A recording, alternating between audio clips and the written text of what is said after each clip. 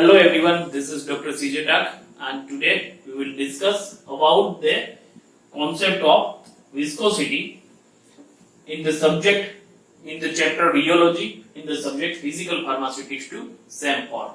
So first of all, what is rheology? Again, rheology, that is a science which deals with the flow of a liquid and also with the deformation of the solids.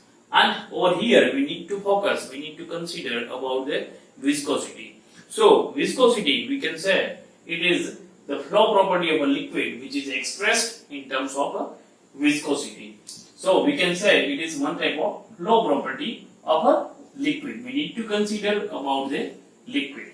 Now also we can say the viscosity, that is one of the index of resistance for a liquid to flow.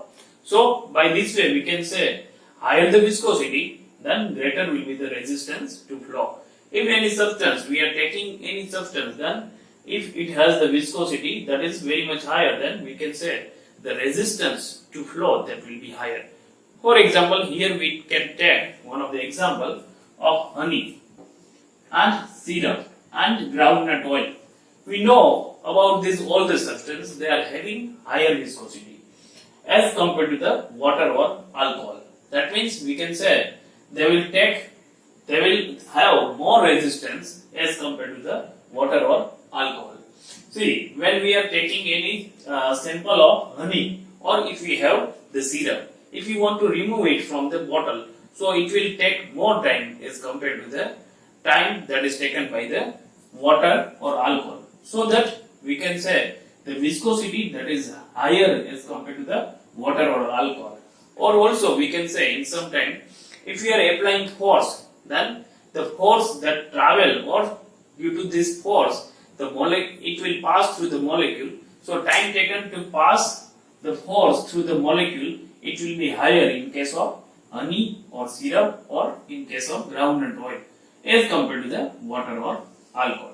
So over here we need to consider how the viscosity it works, or what is the concept of viscosity. So for that we need to consider one of the block of liquid.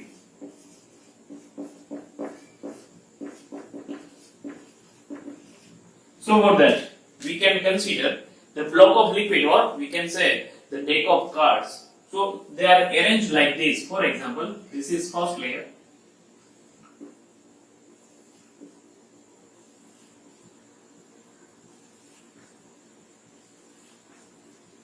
This one is the layer A, B, C, D, E and N.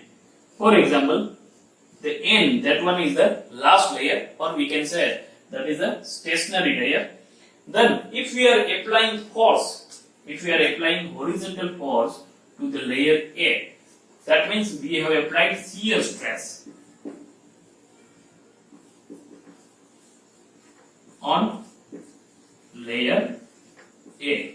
So in this condition, what happens? Due to the force, that force we have applied on a layer A, that means here the force that is comparatively more if we are considering to the layer B. So due to that, it will acquire some of the velocity, and due to that, it will travel some of the distance. For example, this is layer A, then afterwards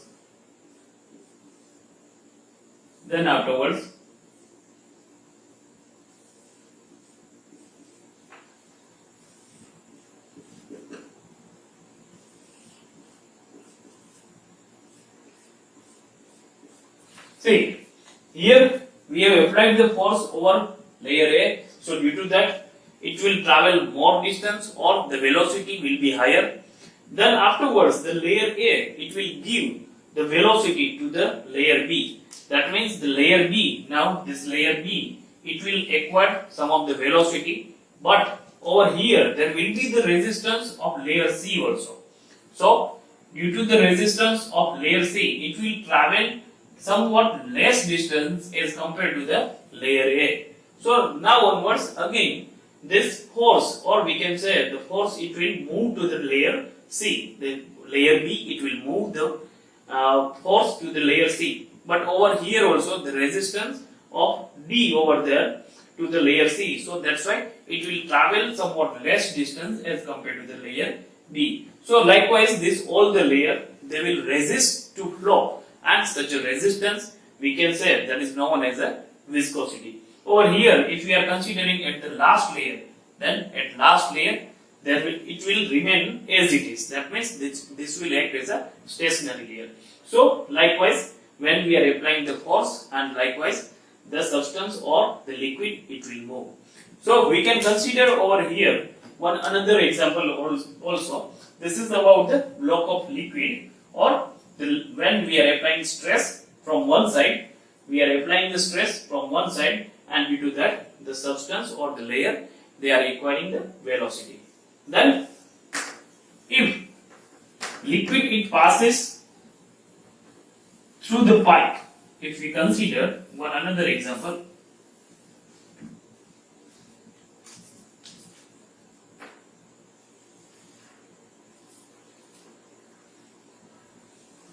this one is a wall of pipe. Here also, and if the liquid that is going to be passed from here and the flow that is streamlined, then they will have the velocity distribution like this.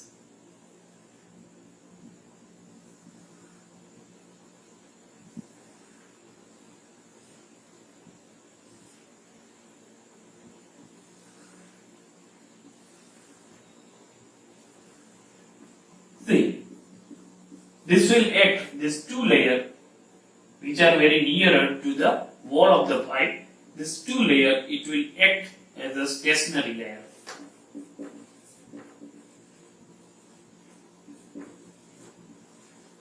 So the velocity they acquired by this, or the velocity that will be gained by the very nearer layer to the pipe, that will be very less, and then afterwards we can say the resistance to flow over here, that is somewhat less as compared to the first layer, so that the velocity will be higher. Likewise, accordingly, the layer which is at the center, at that the velocity will be the maximum. So over here also we can see the effect of the viscosity.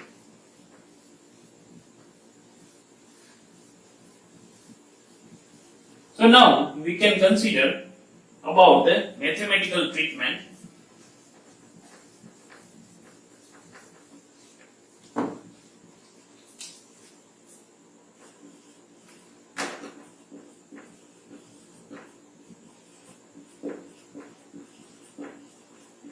So how this formula have been arrived. So mathematically we can say we are applying shearing stress, that means shearing stress F, that is equals to force per unit area. And in this condition, see, if we want to achieve one of the particular rate of shear, that means we want to travel our substance, we want to travel our substance from one place to another place. So due to that, we need to give certain shearing stress. So another thing we need to consider, that is the rate of shear. With the shearing stress, we want to obtain certain rate of shear, or vice versa also we can say, with the certain rate of shear, we want to obtain particular shearing stress. So rate of shear, or we can say the velocity gradient,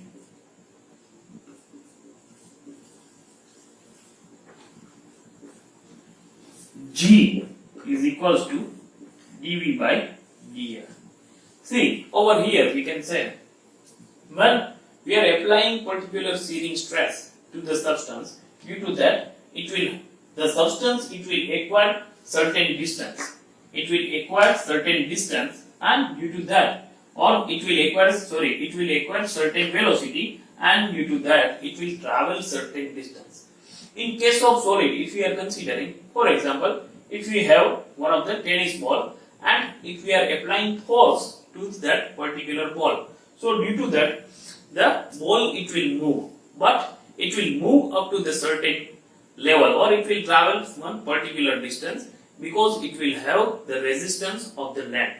In case of liquid, we can say when, for example, if we have one of the bottle of sauce, so over here we are forcing from behind. So in certain condition, it will move out on the basis of their viscosity. Instead of this sauce bottle, if we have the water bottle, then it will come out very fastly.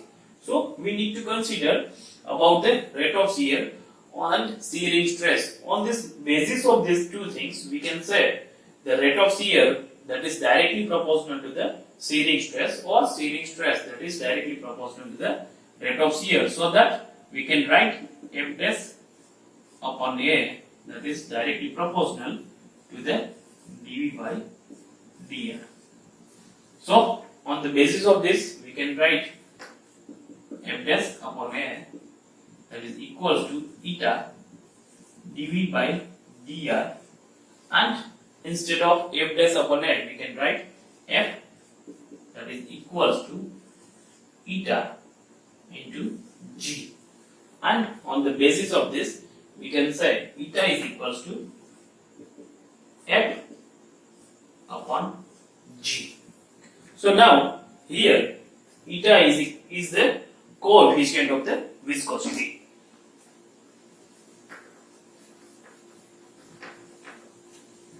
Now eta that is known as the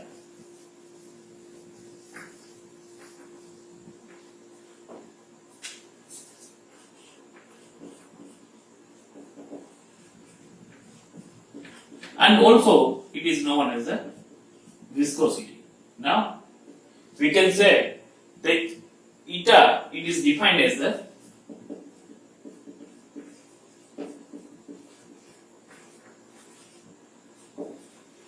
force per unit area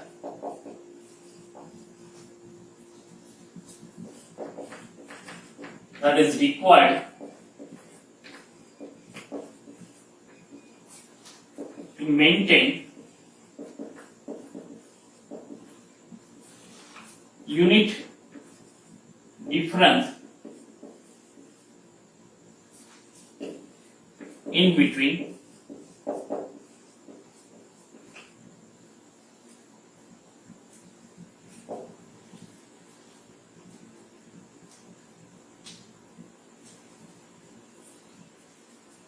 the velocity of two parallel layer of liquid 1 centimeter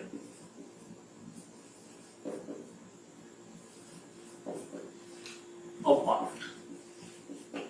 So we can say eta, that is the defined as the force per unit area. We can say the force per unit area that is required to maintain a unit difference in between the velocity, of the two parallel layer of the liquid 1 centimeter apart. Now over here, according to the ISO system, we can have, according to the ISO system, we can have the unit that is the poise or centipoise, and in case according to this one is according to ISO system, and according to the CGS system, we can say the unit that is the dyne into second or centimeter square. Also we can write here, also we can write gram into second inverse into centimeter inverse. So this viscosity or coefficient of viscosity, also that is also known as a kinematic, it is also known as a dynamic viscosity. Over here the eta, that is also known as a, this one is known as a dynamic viscosity. Then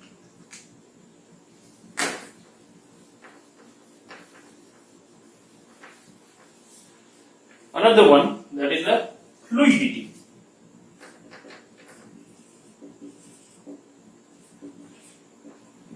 Fluidity denominated with the 5, that is the reciprocal of the viscosity. And another one terminology, that is kinematic viscosity, that is viscosity divided by density. Kinematic viscosity is known as a viscosity divided by density, and this is officially in a IP. And the unit for this kinematic viscosity, that is the Stokes and centistokes. So this is very basic concept about the viscosity, how the equation that has been derived, and what is the coefficient of the viscosity, and where it is required. See, mainly in case of pharmaceutical industry, when we are dealing with the certain liquids, so always we need to have the flow property, always we need to have the knowledge about the flow property of the liquid. And when we are dealing with the liquid, for example, if we are dealing with the suspension, emulsion, syrup, then in this all the condition we need to have the thorough knowledge about the viscosity. So actually the viscosity, that is one of the resistance for the flow of a liquid. So this is all about the viscosity. Here we have considered about the viscosity, we have derived the equation, and also we discuss about the fluidity and about the kinematic viscosity. Thank you for watching this video.